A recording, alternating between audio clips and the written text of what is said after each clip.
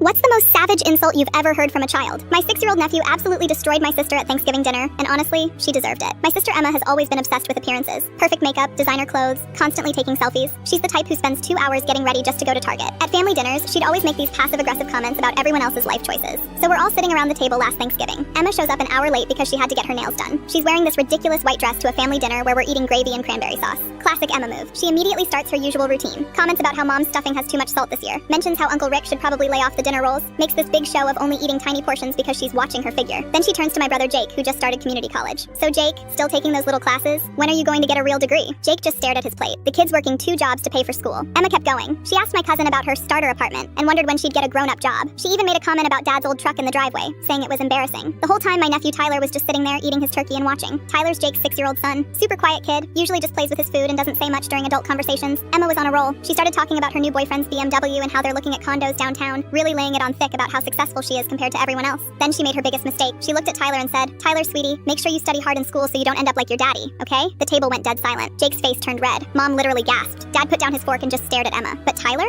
just looked up from his mashed potatoes, blinked those big innocent eyes, and said in the sweetest voice ever, "Aunt Emma, why do you talk so much when you don't have anything important to say?" The silence that followed was deafening. Emma's mouth fell open. She just sat there, frozen, with her fork halfway to her mouth. But Tyler wasn't done. He tilted his head like he was genuinely curious and added, "And why are you so mean to everyone when you're not even that pretty?" I nearly choked on my green bean casserole. Uncle Rick started coughing to hide his laugh. Mom's eyes went wide like she couldn't believe what she just heard. Emma's face turned bright red. She tried to stutter out some response, but Tyler just went back to eating like nothing happened. Meanwhile, Jake was trying so hard not to smile that his whole face was twitching. The best part? Tyler said it with zero malice. He wasn't trying to be mean. He was just asking honest questions the way kids do, which somehow made it 10 times more brutal. Emma sat there for maybe 30 seconds, then suddenly stood up and announced she had to leave early. Something about meeting her boyfriend's parents. She grabbed her purse and practically ran out the door. After she left, Tyler looked around the table and asked, "Did I say something wrong?" Dad just reached over and ruffled his hair, saying, "No, buddy, you said something very right." Jake was beaming with pride.